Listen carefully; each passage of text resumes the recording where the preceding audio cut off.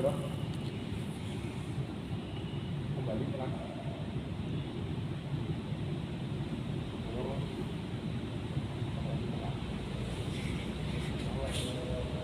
Nah, kalau misalkan nantinya adalah gerakan ke pelantar, ya. Kemudian kalau inversi, startingnya berarti nanti agak ke arah inversi, kemudian dia akan dorong ke. Kalau misalkan teman-teman mau fiksasi di proximal, kemudian ternyata lututnya terlalu kompensasi atau ininya kompensasi, kita bisa pakai kaki, ya. Kemudian, nah, boleh, bisa aja. Atau kalau kalian terbiasa atau enggak, kita akan lihat nanti. Kalau tadi sudah terbiasa dengan gerakan seperti ini, sama. Misalkan eversi juga nanti kalau misalkan ada kompens, ya bisa dari sana. Kemudian nanti kita akan hijau, ya. Ke arah dorsal itu juga sama. Kalau memang kita nanti butuh dua tangan ini, karena itu biasanya dari samping kan jauh lebih gampang, ya. Coba nanti dilihat apakah memang kompens di ininya dominan dong. Kalau seperti ini berarti ketika ada dorsal dia butuh mengangkat ini yang banget, berarti elastisitas di otot gastrocknya harus ditambah lagi. Karena gastrock juga termasuk fungsinya selain untuk pelantar fleksi, berarti kan dia ditarik tuh karena refleks dia nggak kuat memanjang, akhirnya dia memendekkan diri. Karena selain untuk pelantar fleksi, gastrock itu juga sebagai pembantu atau penggerak fleksi dari lutut. Makanya kenapa dia muncul gerakan seperti ini? Karena ketika gerakan dorsal, ininya kan harus mengulur maksimal tuh. Karena dia nggak kuat, akhirnya kompensasi dia memendekkan ini. Kalau dia bisa memanjangkan ini, walaupun dia kan tujuannya ke sini, makanya kerja otot itu harus sinergis. Jadi ketika yang antagonisnya kontraksi, ya kemudian yang otot utamanya kontraksi, antagonisnya akan relaksasi atau memanjang, gitu ya. Kan itu sudah hukumnya biomekanika. Nanti kalau lupa saya akan dibaca lagi. Nah, itu nanti bisa pakai kaki, kemudian juga bisa pakai terapen, atau juga tapi yang nggak dipakai sih terapen. Cuman bagi teman-teman nanti yang nggak tahu mau ambil tugas akhir untuk KTI yang menggunakan terapen, kelemahannya adalah kita nggak bisa konversi dalam bentuk berat kilogram. Itu yang akan repot kalau misalkan kalian diminta, misalkan saya mau strengthening dengan, saya mau menambah endurance otot dengan latihan ini.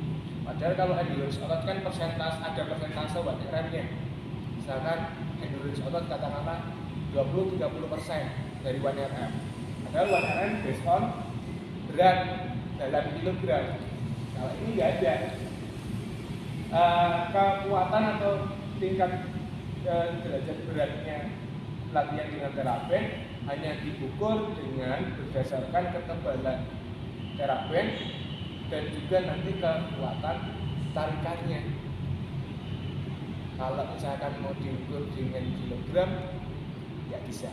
Kalau cuma diukur dari ketebalannya toh, nanti juga ketebalan itu selain ketebalan dipengaruhi juga dengan kekuatan penarikan. Contoh misalkan seperti ini tebalnya kalau nggak salah 0,65, karena mereknya ini hanya mengeluarkan 3 varian tebal, itu 0,35, 0,5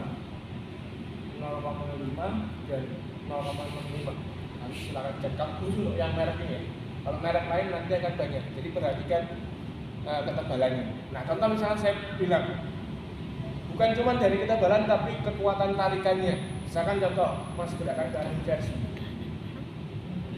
ringan banget. Coba kalau misalnya inversi, kan jauh lebih berat, beda tarikan. Nah, gimana bisa melihat ini tarikannya terlalu berat atau enggak? Lihat pergerakan ankle-nya yang kita tuju. Misalkan dia harus gerak ke arah inversi, misalkan seperti ini. Kalau dia sangat kesulitan sekali menuju ke arah VRM, berarti terlalu berat. Jadi lagi-lagi ada subjektivitas dari terapisnya yang memperhatikan. Jadi kalau untuk terukur banget, nanti silakan diukur. Biasanya ada beberapa literasi yang mengukur panjang sebelum dipakai untuk latihan, kemudian panjang setelah. Itu kan berarti menandakan berapa persen dia terulur. Itu ada kalau di terapi. Ya, nanti kalau di terapi itu ada pengukuran itunya. Cuman kalau berat dikonversikan ke berat, kemarin saya terakhir tahun kemarin masih mau cari-cari konversinya itu sangat sulit sekali. Ya, jadi itu ada sedikit gambaran tentang terapi. Ya, jadi nanti perhatikan posisinya hip, dia harus tersupport di area dinding, kemudian punggung juga ya. Kemudian selanjutnya kita akan kasihkan ganjalan. Jelas? Saya mau ditanyakan dulu. Jadi kalau untuk cedera post rekonstruksi ACL, ankle pump ini termasuk latihan-latihan yang nanti progresifnya bisa cepat bisa menggunakan beban ini. Ya. Cuman kalau yang awal-awal, misalkan dia masih dirawat inap, misalkan nggak bisa bawa ini ya, kita hanya pakai action biasa untuk sekalian mengurangi bengkaknya. Walaupun bengkaknya bukan di ankle, tapi kan ankle sifat dari vena, dia akan cepat kembali ke arah jantung ketika di bawahnya akan aktif gerak. Kalau misalkan dia kan memang yang lebih baik kan ketika menumbuh kan, ketika menumbuh dengan cepat dia akan lebih cepat arus baliknya, arus vena kan dia balik ke arah jantung. Tapi kalau kondisinya dia nggak bisa pulang break, bukan berarti alasan kita untuk tidak bisa mengurangi bengkaknya. Salah satunya dengan ankle pump. Ya, jadi ankle pump bisa digunakan menjadi dua tujuan. Yang pertama mengurangi bengkak, berarti dia hanya mobile gerak, ya, tanpa menggunakan beban, tapi bisa juga dibarengi dengan strengthening untuk meningkatkan aktivasi otot ini. Karena nanti potensial kelemahannya bukan hanya di tuan bicep, tapi juga di seluruh ekstremitas bawah. Karena kan kinerjanya kan ekstremitas bawah kan squash. Jadi memang fungsional itu nggak ada kinerja satu dua otot. Jadi grouping otot secara fungsional, locomotionnya jadi satu. Ketika misalnya jaringan di lutut, ya yang mengalami masalah semuanya. Tapi memang yang paling utama, yang paling banyak mengalami masalah adalah stabilisator utamanya. Tapi bukan berarti gastroknya nggak mengalami masalah.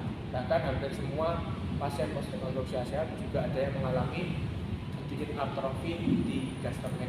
Nanti silakan kalian lihat. Kalau kemarin nggak sempat lihat karena belum tahu apa yang harus diperhatikan, next ketika kalian ke rumah sakit silakan perhatikan. Terutama quadricepsnya, ya. Ankle pump jelas. Nah, kalau misalkan kalian mau mengurangi bengkak, sifatnya juga selain ankle pump, kita juga bisa dibarengi dengan elevasi. Itu kan sudah otomatis ya, saya nggak perlu menjelaskan. Jadi kalian tahu tujuannya buat apa, tahu gerakannya seperti apa. Ya, kalau tujuannya buat hanya untuk mengurangi bengkak di fase awal, apalagi yang masih di rawat inap gitu ya, nggak usah pakai ini, hanya gerakan aktif kemudian dibarengi dengan di elevasi. Prinsip yang kemarin yang katanya rise atau kalian mau pakai poles, kalau kalian pakai rise berarti nggak ada pergerakan. Kalau saya kan lebih cenderung pakai poles karena optimal loading itu artinya dia tetap melakukan aktivitas dengan beban yang optimal itu kan semampu yang bisa dilakukan pasien. Ya, next exercise.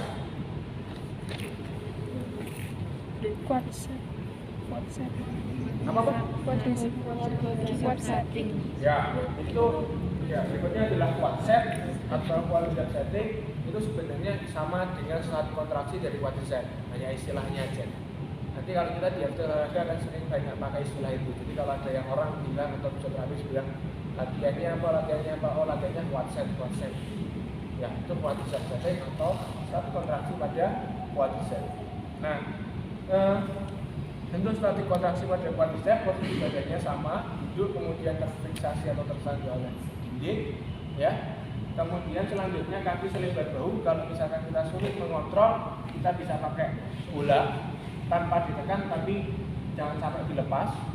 Ya, ini sifatnya bukan untuk latihan menekan ke dalam bukan, tapi hanya untuk menjaga alignment kakinya agar tetap selebar bahu.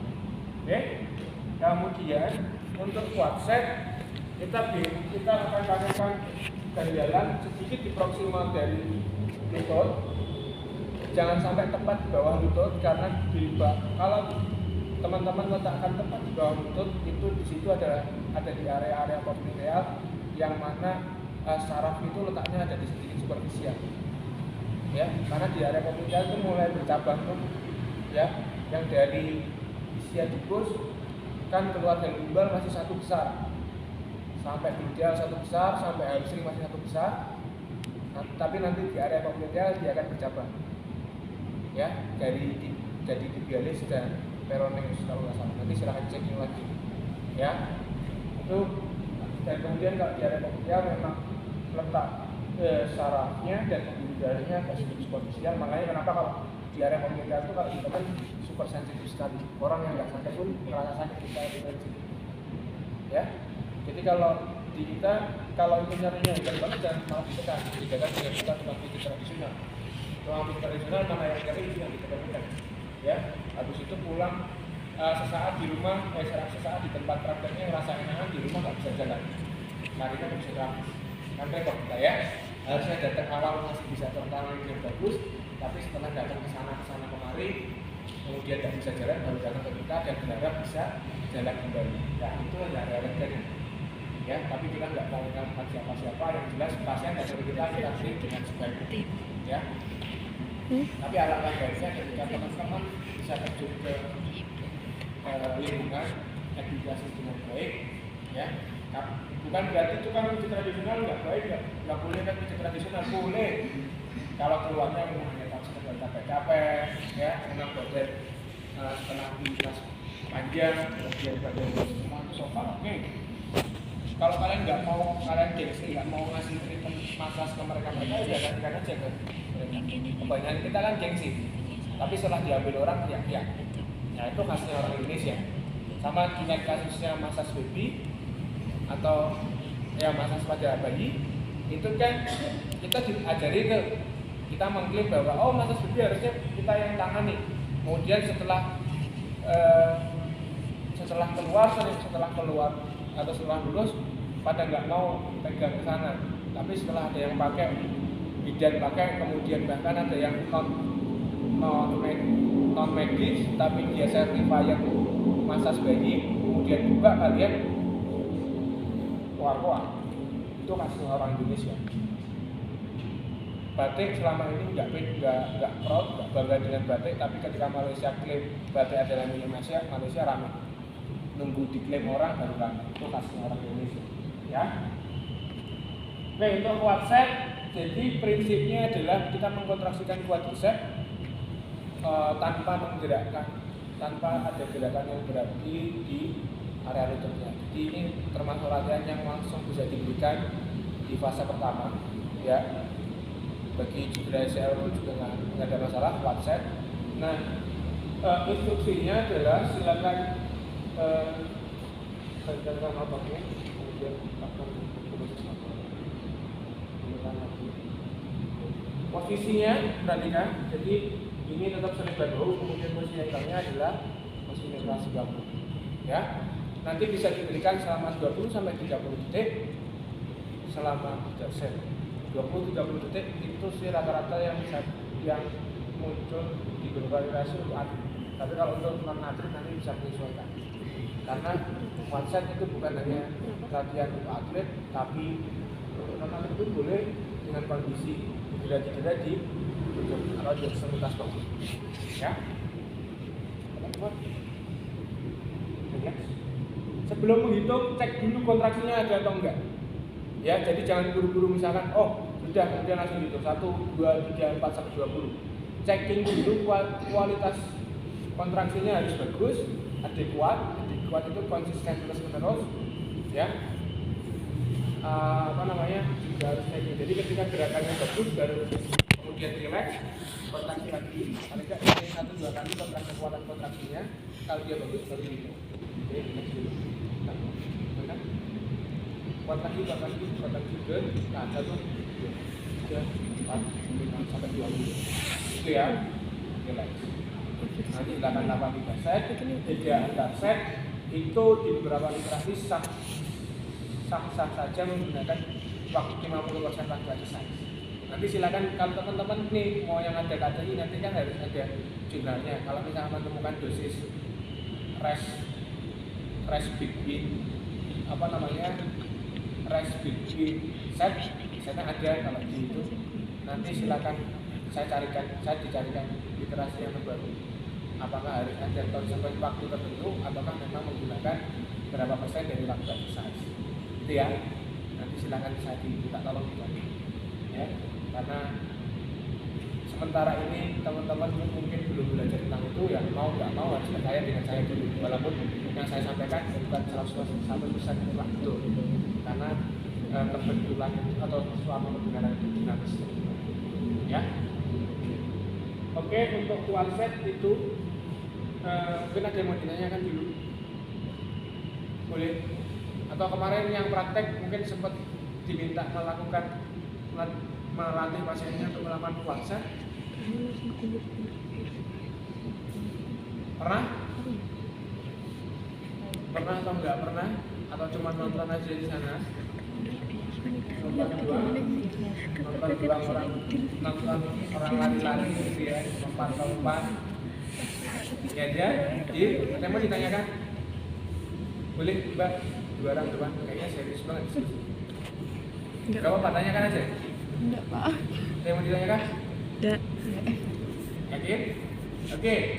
Jikalau teman-teman nanti menemukan pasien yang memang kontraksi quadricepsnya tidak cukup kuat dan tidak muncul gitu ya, jangan kaget, itu hal yang wajar. Nah, nanti kalau misalkan teman-teman penasaran rasanya seperti apa, tahu udah saya lagi nggak ada pasien baru. Kalau yang kemarin masih bisa contoh bagaimana ada sekarang bisa. Tapi yang jelas kalau ada nanti saya akan follow untuk melihat sendiri kondisinya. Jadi yang jelas di seminggu pertama bahkan sampai ada yang 2 minggu. Kalau 2 minggu sih sudah mulai ada kontaknya tapi non adekuat, jadi tidak begitu kuat. Cuman kalau yang seminggu pertama hampir semua itu tidak ada kontraksi. Ya, jadi kumpulan motor unitnya tadi yang berkurang akibat GC. Ya, karena memang area otot itu kan area-area yang dilewati oleh saraf juga. Ya. Solusinya ketika teman-teman nanti menemukan pasien yang belum ada sama sekali kontraksi dari quadriceps, bisa dibantu dengan alat yang namanya electrical stimulation atau kalau yang di beberapa literasi nanti akan disebut dengan FUP, Faraday, dengan arus Faraday maupun rasian current. Kalau di alat kita saya sering pakai Faraday ataupun rasian current. Nanti kita akan tempel di origo dan insertion dari quadriceps. Ya, atau misalkan kalau 4, kalau packnya kita dapat 4 kecil gitu ya, di semua area. Khususnya yang paling krusial adalah di fasis medialis. Itu yang paling krusial. Karena teman-teman kalau sudah mulai baca literasi akan banyak membahas justru selain quadriceps secara umum akan spesifik membahas yang namanya VMO. Jadi akan banyak jurnal-jurnal yang membahas tentang VMO, fasis medialis. Itu nanti fasis medialisnya yang akan jadi dominan. Kenapa? Yang mana ada sendiri yang panjang ya, karena krusialnya ada di fasis medialis. Oke, next exercise. Kalau nggak ada pertanyaan, kita akan cepat gitu ya, semuanya akan dapat. Harus reset. Oke, untuk hamstring posisinya tetap sama, posisi duduk. Kemudian kalau quadriceps posisinya fleksi, kalau hamstring nanti posisinya adalah semi flex, ya, semi flex. Dengan syarat pasiennya cukup mampu melakukan fleksi betul, ya. Di beberapa literasi mengatakan bahwa itu derajat yang ideal adalah 60 90 degree, jadi 60 sampai 90. Cuman di beberapa simulasi lain juga mengatakan syarat minimalnya 30 pun sudah bisa. Jadi 30 derajat pun sudah bisa dilakukan offset. Nah, tapi nanti kalau misalkan bagaimana mensiasati kalau masih belum bisa buat offset, untuk hasilnya seperti apa nanti di next exercise akan disampaikan. Yang jelas area idealnya adalah 60 degree, kemudian dua-duanya kita akan tekuk. Ingat alignment kakinya selebar bahu, tetap harus kita jaga, ya. Kemudian posisi ininya adalah 90 degree. Oke. Kemudian pastikan area bawahnya itu tidak licin. Jadi ada sesuatu yang lawannya licin berarti ya keset gitu ya. Kalau misalkan nanti teman-teman atau pasien masih pakai kaos kaki, kita lepas dulu. Kalau bednya ternyata licin, kita akan pakai sesuatu yang untuk mengesetkan tempat bawahnya. Biasanya saya akan ganjel pakai cara bed. Cuman karena ini keset, cukup keset, jadi nggak ada masalah, kita nggak akan takut. Nah, gerakannya adalah instruksikan pasien untuk menekan tumitnya ke bawah, kemudian menarik ke belakang. Tekan ke bawah,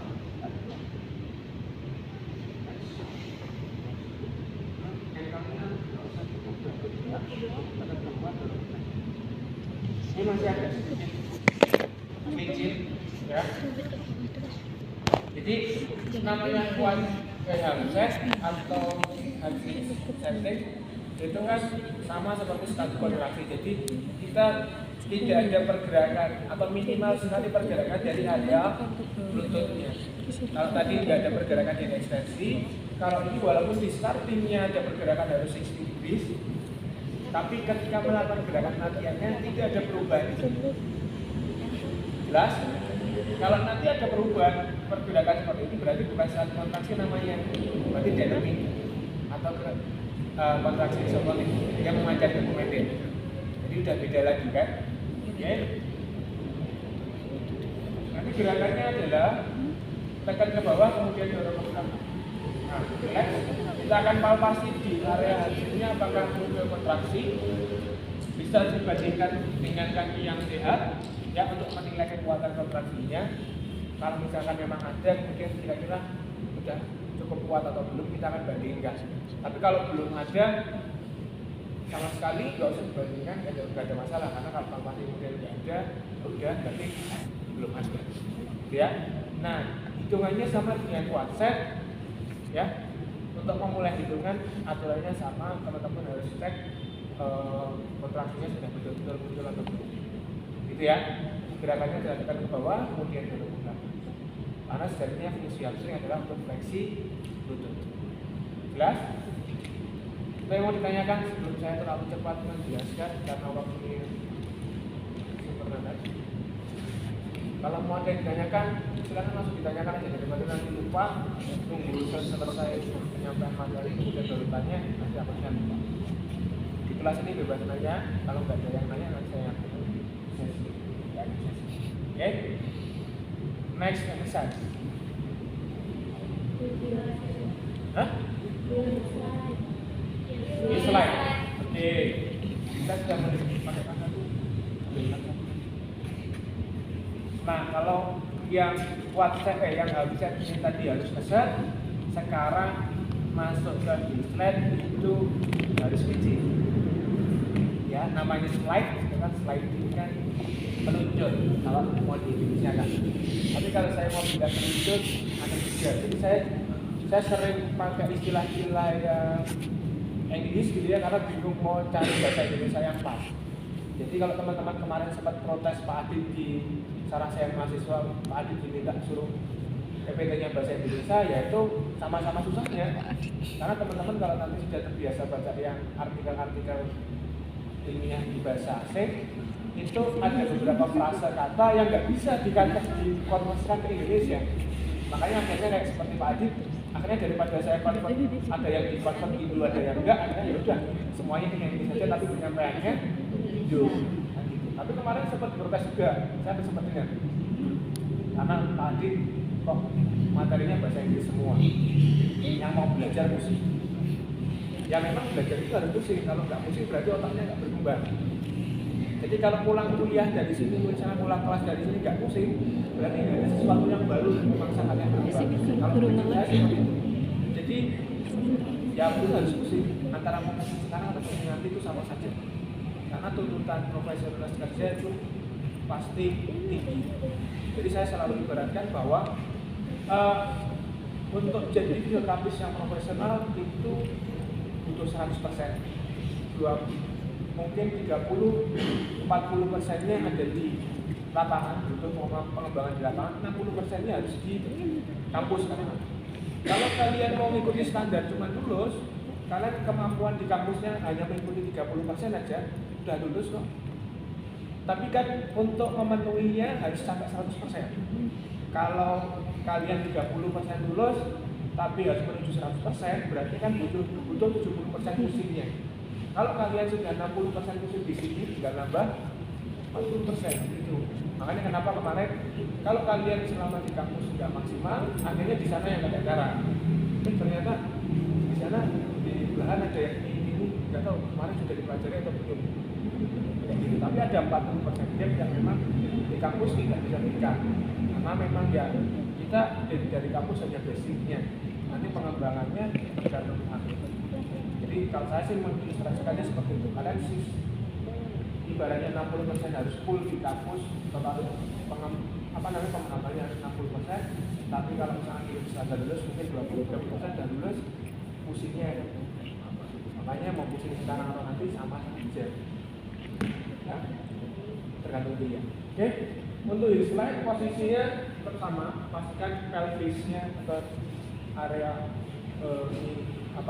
punggungnya juga tersadar bagus. Kemudian posisi kakinya 90 derajat. Kemudian kita akan minta pasiennya untuk hip slide. Jadi silakan gunakan tumitnya, kemudian geser tumitnya ke arah badan dari badan.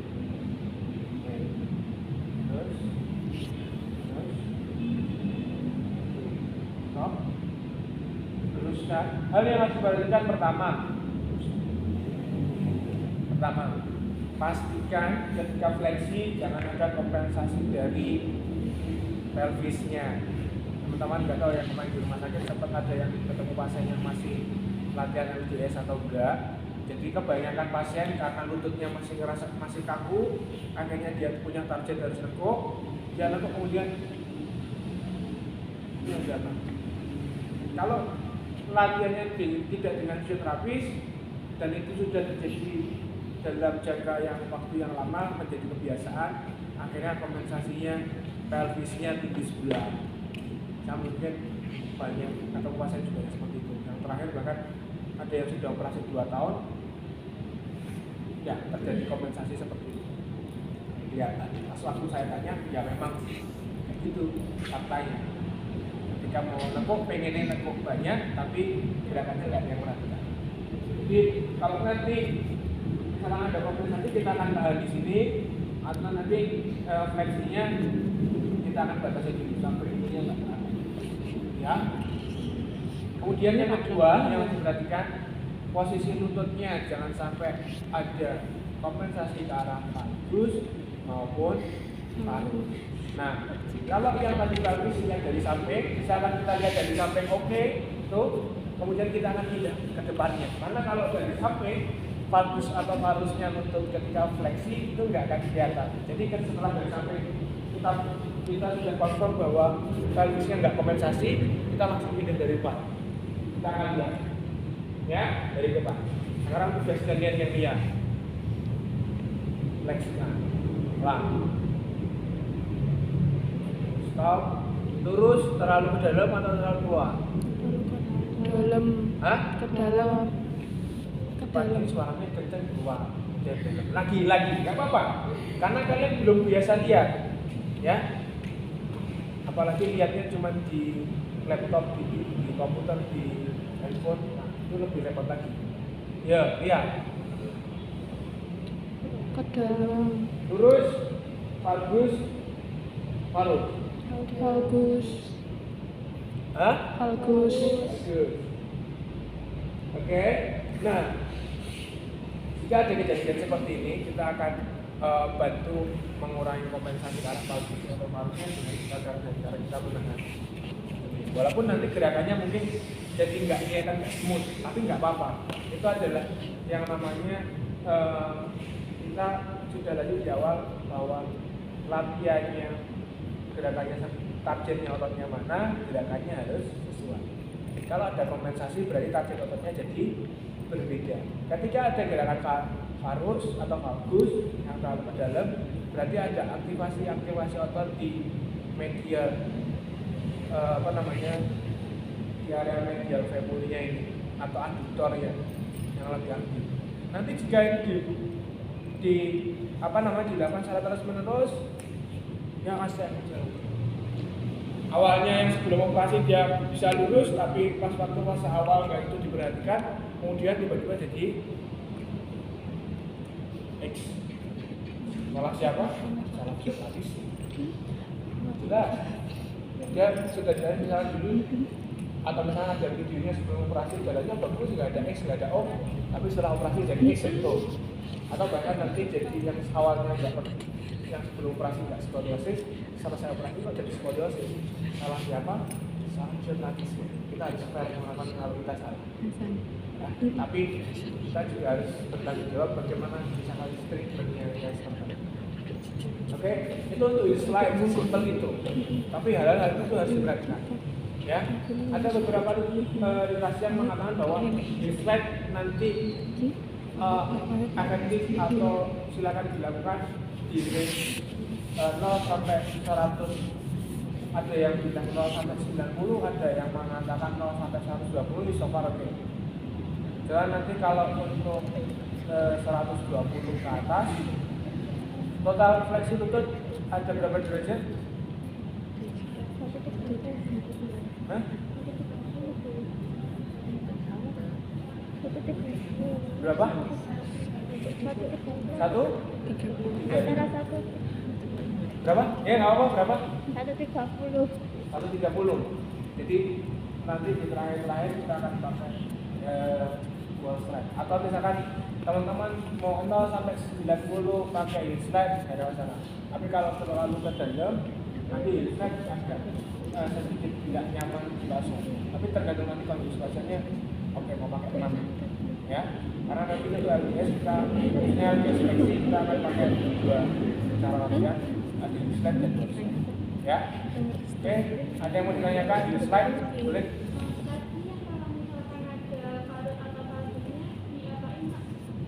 Kita akan bantu tahan untuk meminimalisir kompensasinya. Jadi misalkan dia terlalu ke dalam, kita akan tahan di area dalamnya, kemudian ada sedikit dorongan ke luar, ya. Kemudian baru diminta untuk fleksi. Tapi nanti kelihatan kalau dia memang kebiasaan terlalu ke dalam, kemudian kita koreksi seperti itu, gerakannya jadi kayak patah-patah. Nggak apa-apa. Awalnya kan smooth gini ya, tapi kemudian setelah kita koreksi seperti ini, agak nggak ada masalah. Karena itu memang merubah kebiasaan. Kita mengkoreksi di awal, kemudian kita akan membiasakan dengan cara diulang. Itu, ada lagi? Ya, paling bagus. Oke, kalau nggak ada, next exercise. Nah, wall slide. Wall slide itu nanti ini adalah cara yang lain untuk menambah refleksi. Caranya adalah kita pakai dinding. Nanti ibaratnya dinding. Jadi kamu masukkan sana dikit, kepala ke sana. Nah, ada di samping ini, ada di samping ini. Oke. Nah, kemudian duduk, kemudian angkat kakinya, dua-duanya, kemudian geserkan ke sana. Nah, badannya geser ke sana. Jadi geser ke sini, kepalanya ke sini. Ulang lagi. Nah, agak sampai sedikit ada angkat, taruhkan di situ. Jadi barangnya kalau dinding kan sepanjang ini sebenarnya dinding. Jadi kalau misalnya mengangkat seperti ini, dari sini sudah angkat dinding, kemudian ini sudah ya lurus dengan misalkan ini, kemudian dia baru geser. Nah, ininya nempel di D, geser. Terus geser. Nah, oke. Nah, kemudian geser agak maju lagi. Mepet, terus geser lagi. Nah, awas. Nah, itu yang saya minta untuk nanti jaga-jaga. Karena ini agak. Nah, di beberapa literasi banyak mengatakan bahwa pelvisnya bisa nempel, bisa enggak. Nanti tergantung kenyamanan pasiennya seperti apa.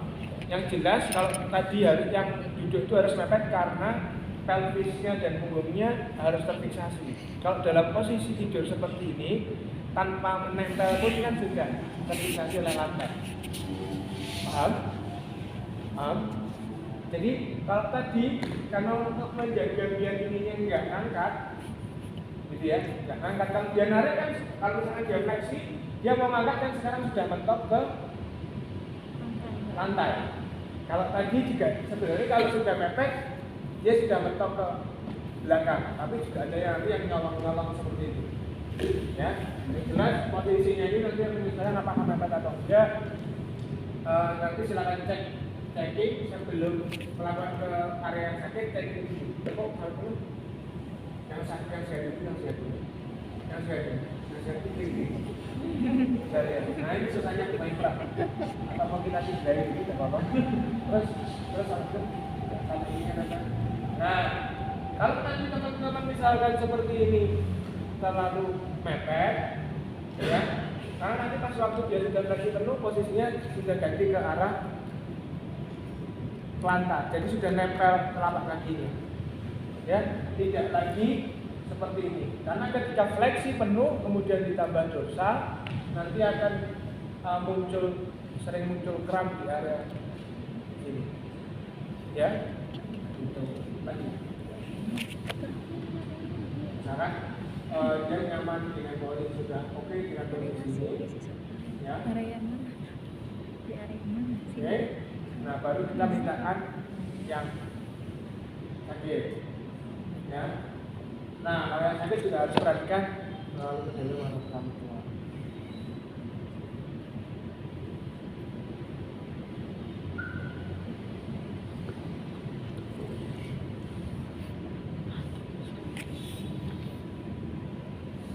Itu ya, yang harus diperhatikan.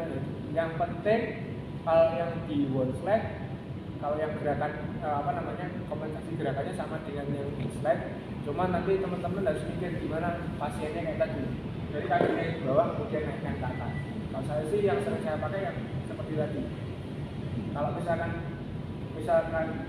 turunkan kamu geser. Kalau misalkan langsung masuk ke sana, jadi lurus kemudian langsung naik, kamu tidur. Tidur langsung naik kemudian geser. Nah, orang sehat aja kesulitan, ya. Makanya apalagi orang sakit nanti akan sulit banget. Makanya kalau saya sih yang sering pakai adalah dari atas sampai ini kan karena kita ada pakai ilustrasi yang lebih jaga sulit. Kalau yang pakai gini kan full sepenuhnya gini, gitu ya. Jadi dia kayak wiper gitu. Saya naik baru, ya. Kan sampai kanan kiri. Jadi pas waktu naiknya hampir sama kayak gitu, ya. Oke, ada yang mau ditanyakan?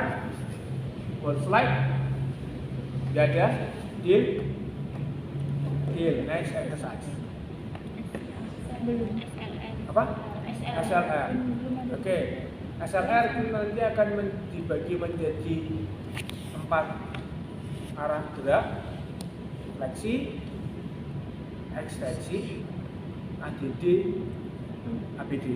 Nah, nanti jangan kaget kalau misalkan di beberapa literasi mengatakan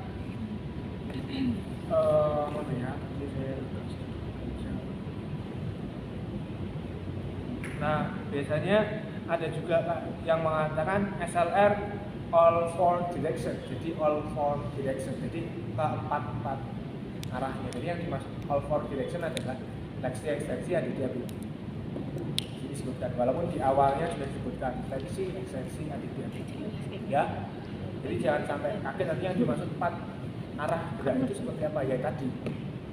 Jadi atau misalkan nanti istilahnya ada yang pakai hip abduction itu sama aja. Jadi itu sama aja. Kalau ada yang menyebut, kalau kita mungkin kalau kalian SLR itu akan identik dengan hanya gerakan fleksi aja, ya kan? Tapi kalau sebenarnya kalau mau merujuk convert dari Inggris ke Indonesia, SLR ini adalah straight leg rise. Entah risingnya mau ke arah fleksi, risingnya ke arah abduction dia kan rising itu kan mengangkat kaki, ya. Kalau mau dikonvert ke Indo, ada yang makanya kenapa disebut SLR all four direction, ya.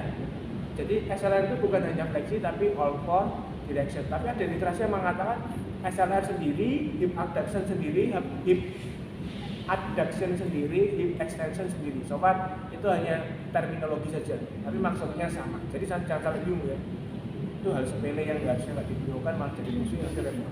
Karena biasanya kan tuntutan stres KTI, lebihnya mau SLR itu SLR fleksi aja, tapi kita literasinya kok, ini SLR juga bisa ada di ABD fleksi extensi gitu ya. Nggak usah bingung. Oke, yang pertama kita akan fleksi dulu. SLR fleksi, hidup. Nah, kalau ya ke arah itu, karena biar bisa teman-temannya nonton. SLR fleksi ya akan kita lakukan dalam posisi duduk untuk yang di awal-awal, ya. Ini jadi nanti bisa dilakukan pas waktu mulai di rawat inap H+1 bisa. Nggak usah takut, karena kalau nanti ada istilah juga selain SLR, ada yang istilahnya adalah hip exercise. Itu sama. Hip exercise itu ya hip exercise, fleksi, hip extension, ADD, ABD sama.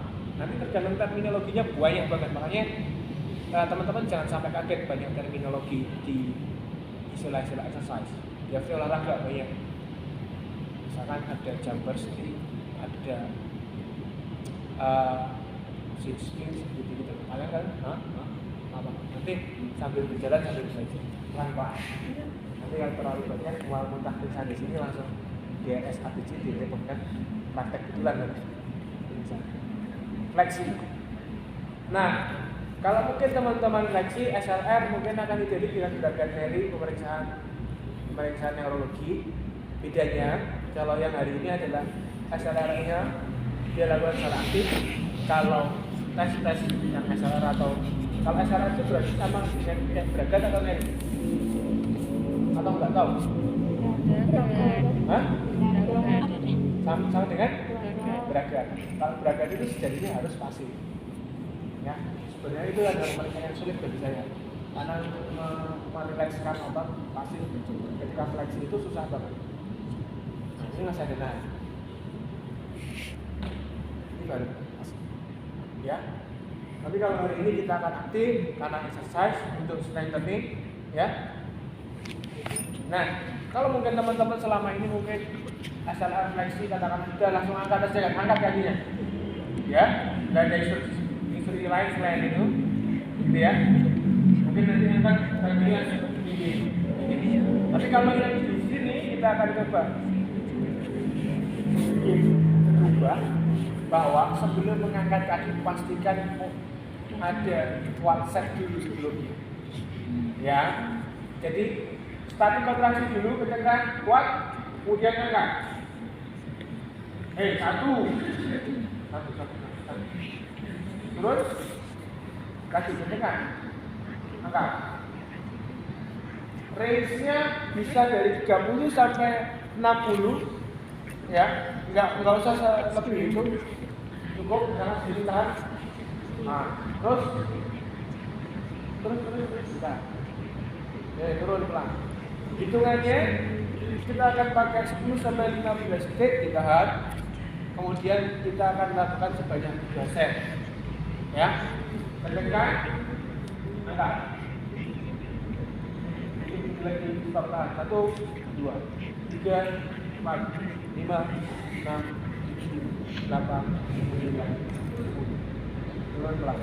Turunnya pelan, jangan dijatuhkan. Ya. Ini kelihatan masih ada extension, berarti kalau kekuatan ototnya, kuadricepsnya nggak begitu bagus. Jadi tandanya otot yang Rapat deh, penting skill ya. latihan lebih ya, tanda ketika melakukan jelas masih ada setting sedikit lah. Jadi sebentar ya, cuman nggak ada masalah. Itu nanti ya dilatih kemudian perlu beradaptasi dulu.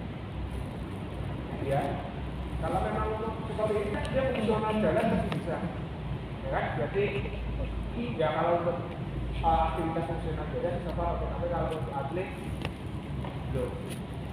belum bisa dari main selain bukan untuk pro ya, bukan untuk tempat. Tidak kan olahraga untuk hobi, tidak kan untuk pekerjaan. Karena kalau profesional itu untuk pekerjaan. Jika kalian dalam proses recovery ini tidak maksimal, berarti secara tidak langsung menghambat persepsi orang lain. Ya? Iya. Itu untuk SLM fleksi. Nanti bisa juga Ngantuk, wis ra kono kok. progresinya kita bisa menggunakan Ini kancamu ngantuk. side ya. Kapan kita harus kapan tandanya kita bisa menaikkan bebannya? Ya, ketika memang kualitas ininya checkingnya tadi sudah minimal atau zero checking. Ya, berarti tandanya itu adalah latihan yang kita berikan saat ini terlalu ringan bagi dia, recordnya. Ya, cuma kalau kita checking, ya saya cobakan saja. Ya, saya cobakan saja. Apa kayak itu? Ini gini apa ya aplikasinya? Nah, ya kamu iya. Oke. Lalu lokasi. Iki aku mau video. Tunggu lagi.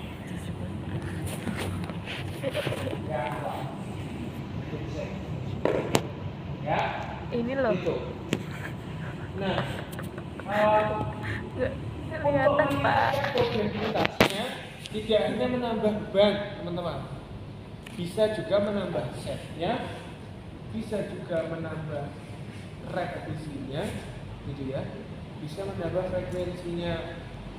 FITT kemarin harus dibuka lagi. Saya nggak mau menjelaskan lagi secara detailnya, buang waktu. Karena saya akan bisa dulu FITT. Atau mau pakai dosis apa? Dosis mau pakai apa biasanya? FITT atau ada yang lain? Kalian yang biasa pakai? Atau yang kemarin dipelajari?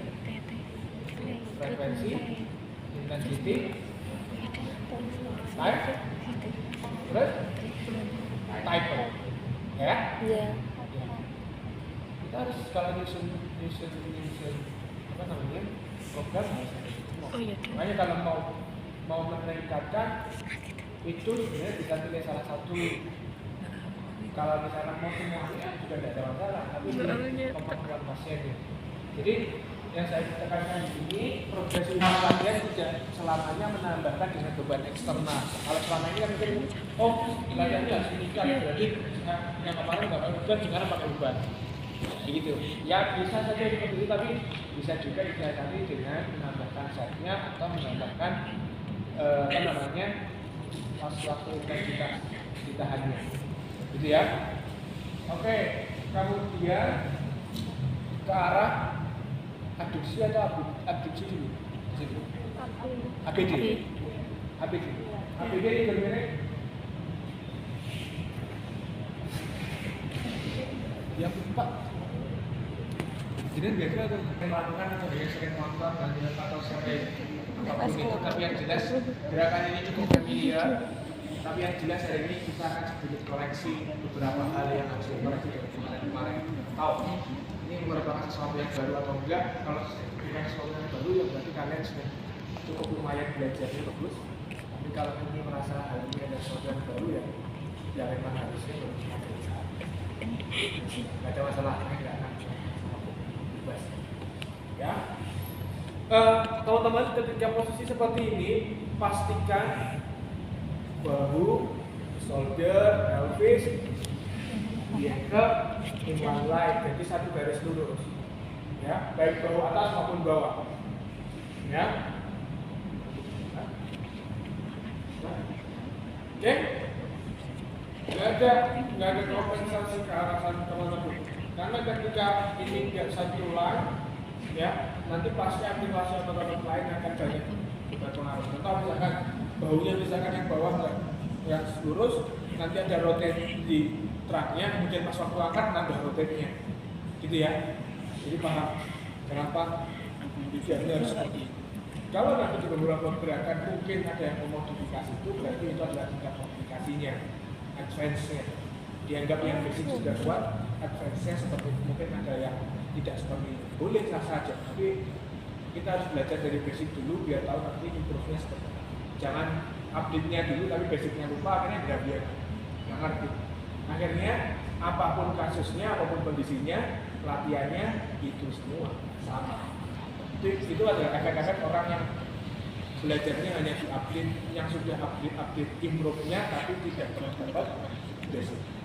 Jadi repot ketika datang pasien yang beda dengan kondisi yang kemarin dilihat di workshop atau di webinar, tapi kemudian karena dapat basicnya udahlah, kemarin saya dapatnya ini, walaupun case-nya harusnya beda gitu ya, tapi karena dapatnya itu ada aplikasinya itu aja.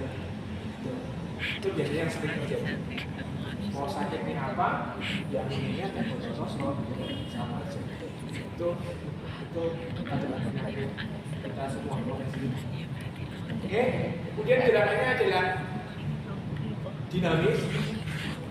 Karena memang motornya nggak begitu besar motor quadricep, ya. Jadi gerakannya dinamis naik turun. Oke, kemudian kita ketika alignmentnya sudah oke, kemudian kita gerakan ke arah ABD. Tidak usah terlalu tinggi, ya, maksimal cukup 45 derajat tidak ada masalah. Turun pelan, jadi langsung turun naik turun. Kalau misalkan teman-teman nanti ini biasanya yang sering terjadi adalah pertama pas waktu ini sudah betul, tapi pas waktu ngangkat dia ngangkat. Nah, dia jatuh ke sana tuh. Jadi nanti kita bisa difiksasi di area pelvis. Kemudian juga nanti biasanya ada kompensasi ke arah fleksi, misalnya ngangkat. Jadi ada kompensasi dari iliopsoasnya bekerja juga, karena flexor hip. Yang terjadi kita adalah adductor hip, yaitu otot gluteus apa? Medius. Gluteus medius. Karena gluteus adalah bagiannya. Apalagi yang besar adalah gluteus maximus nanti. Ya, angkat lagi. Nah, misalkan 1 kali, 2 kali gerakan dia sokor, oke, nggak ada kompens ketika angkat, kita bisa lepaskan, nggak ada masalah. Tapi kalau misalkan masih ragu, masih belum, ini kita fiksasi di sini. Ya, kan startnya sudah lurus nih, tapi pas waktu gerakannya ternyata muncul kompensasi ke arah sana, yang sering terjadi. Oke, jelas? Ada yang mau ditanyakan? Belum? Next exercise. Setelah ADD berarti ADD. Kalau ADD kita ibaratkan yang sakit. Jadi kalau yang ADD, yang sakit posisinya ada di bawah, beda dengan yang ABD. Kalau ABD kan yang sakit yang di atas. Nah, latihannya sebenarnya nanti bisa dilakukan di area yang sakit maupun yang sehat, teman-teman. Dengan dosis ada sedikit berbeda. Misalkan ini 10 sampai 15 repetisi kemudian 3 set atau 5 set. Yang sebelah cukup 1-2 set tidak ada masalah. Karena yang harus mengejar banyak ini. Jadi bedakan antara yang sakit itu beban latihannya jauh lebih besar daripada yang sehat. Kalau yang sehat nggak latihan sama sekali, yang sakit latihan nanti di endingnya yang sakit jauh lebih besar, yang sehat justru ternyata malah ketinggalan. Jadi balance latihannya, cuman permainan dosisnya aja. Jadi yang sakit bisa sedikit lebih tinggi karena harus mengejar. Ya. Oke. Kalau misalkan ADD yang sakit kita akan posisikan di bagian bawah, posisinya tetap sama, ya, posisi bahunya tetap sama. Kemudian posisi kakinya adalah kalau misalkan kita pakai bed bisa ke sana, berarti kakinya ada di 2 bed, ibaratnya ini ada bed gitu ya, gini. Ini kakinya akan di 1 bed, ya, ataupun bisa pakai yang seperti ini. Dasar. Tapi dengan syarat kalau yang tadi yang atas harus dulu, sekarang yang bawah. Pelvisnya juga jangan jadikan ini jadi alasan kemudian untuk pelvisnya sampai. Ya, senyaman mungkin mana yang mau dipakai. Yang penting tidak menghalangi kaki buat latihan. Oke? Jangan mundur. Ini yang patahnya nggak usah. Ikut aja. Ya, ini ada tengah. Terus. Oke.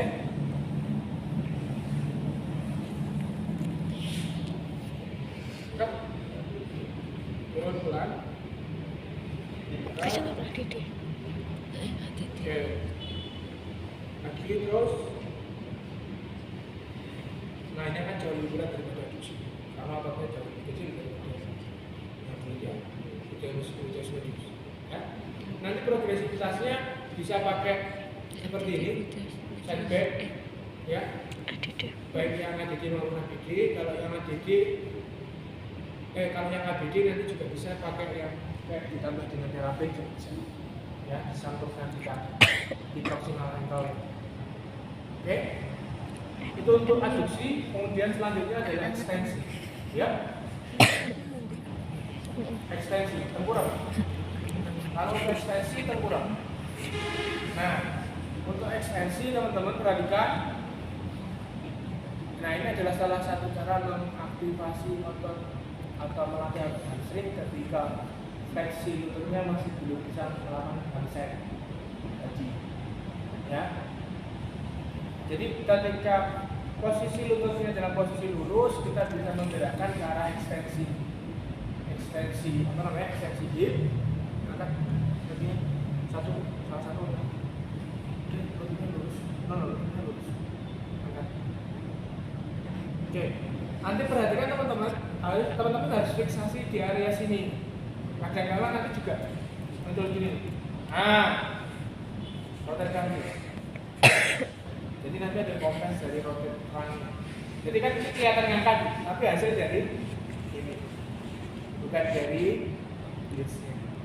Ya, jadi kelihatannya simple, tapi teman-teman harus perhatikan karena kembali lagi pada pasien post rekonstruksi saya ini sama aja yang belajar orang mengkontraksikan otot. Jadi dia tuh nggak ngerti selama ini, oh otot pantatku tuh ada di sini, fungsinya buat ini. Kalau kalian cara mengenalkannya sudah salah, nanti buat sehari-harinya kan salah. Jadi ibaratnya mengenalkan lagi ototnya, ya, muscle awareness-nya dibangunkan lagi. Gitu. Mungkin kalau selama ini kita nggak ingat, oh glutes itu kalau kerja secara sendirian itu kayak gini. Nggak, karena kita fungsional itu semuanya bekerja sinergis. Hamstring nggak bisa kerja sendiri, glutes nggak bisa kerja sendiri, nggak bisa diisolasi gerakan sendiri untuk aktivitas fungsional. Tapi karena ini dari proses muscle awareness-nya harus dibangun lagi, makanya kita harus gerakannya itu spesifik menuju otot tertentu yang kita tuju. Ya, kita belajar konsisten dengan diri kita sendiri. Kalau kita mengenal glutes, ya glutes. Ya. Khusus untuk ekstensi, kalau misalnya hipnya tadi, khusus ya untuk hip extension itu ketika melakukan ketika lututnya memang belum bisa fleksi, berarti kan belum bisa melakukan hamstring. Nah, hamstring bisa dikontraksikan dengan cara ini tanpa menggerakkan lututnya. It's fine, ya kan? Masih oke kan? Karena kita ilustrasinya adalah masalahnya ada di lutut. Kan? Tapi ketika misalkan teman-teman fleksinya sudah penuh, sudah bisa ibaratnya 60 atau 90 fleksi lutut, ya lakukan dengan gerakan seperti ini karena gerakan seperti ini akan lebih menuju ke arah glutes-nya. Jadi kalau seperti ini ekstensi itu akan digerakkan oleh hamstring dan glutes. Jadi kalau kita mau targetkan glutes sebenarnya nggak begitu dapat glutes-nya, ya dapat tapi nggak sebesar ketika flex. Tapi ketika ininya fleksi, dia meminimalisir kinerja dari hamstring, akhirnya gerakan ekstensi akan lebih besar dilakukan oleh gluteus maximus. Coba kita akan bandingkan. Angkat sedikit ini ya, lututnya lurus. Lututnya lurus, angkat sedikit maksimal. Maksimal. Coba, good. Kok angkat maksimal. Mana yang lebih tinggi? Karena dia karena memang yang bantu kinerja kuat atau butuh apa. Tapi kalau ini kita meminimalisir kinerja dari, jadi mengeliminir, bukan minimalisir sih, yang mungkin meminimalisir atau mengeliminir, kalau kan mengeliminir kinerja dari hamstring. Jadi makanya build akan sudah dilakukan oleh glutes. Ya, kalau ini nanti tingkat bebannya juga bisa diberikan dengan ini di area sini gitu ya. Kalau misalkan kalian bisa flex, itu berarti di sini karena lengan kuasanya bukan lagi di sini. Kita sistem levelnya juga main level maksudnya ada work group, ada apa? Lever, sistem lever. Enggak ingat? Baca lagi. Jadi sistem lever itu penting buat ini. Jadi kalau bisa ini akan memperpendek tentang kuasanya. Kalau misalnya sama halnya kalau misalnya kalian mau ngangkat dayung dengan flag di bulu, itu akan jauh lebih berat daripada itu kan memperpendek. Kan bebannya ada di sini nih. Nanti lengan bebannya akan jauh panjang. Itu akan memperberat aktivitas otot. Tapi kalau dia mau mendekatkan, karena pembedakannya kan ini apa namanya? Bisa dibantu dengan deltoid pas anterior, ya kan? Nah, ketika penggeraknya ada di sini, kemudian bebannya di sana, itu kan jauh banget. Itu akan jauh lebih berat penyelesaiannya. Tapi kalau digerakkan, akan jauh lebih. Itu kan sistem level. Misalnya pakai ini aja. Biomekanik sistem level siapa? Bu Yuni. Yuni. Dulu, saya banget sekarang saya pakai di aja. Jadi sistem level biomekanik. Kalau nggak fisiologi latihan ya, Pak Fendi sering menjelaskan. Ya, itu nanti penting digunakan di implementasinya. Jadi nanti kalau misalkan dia full ekstensif, berarti bebannya ada di sini. And flat, bebannya ada di sini. Ya. Oke, saya mau ditanyakan di exercise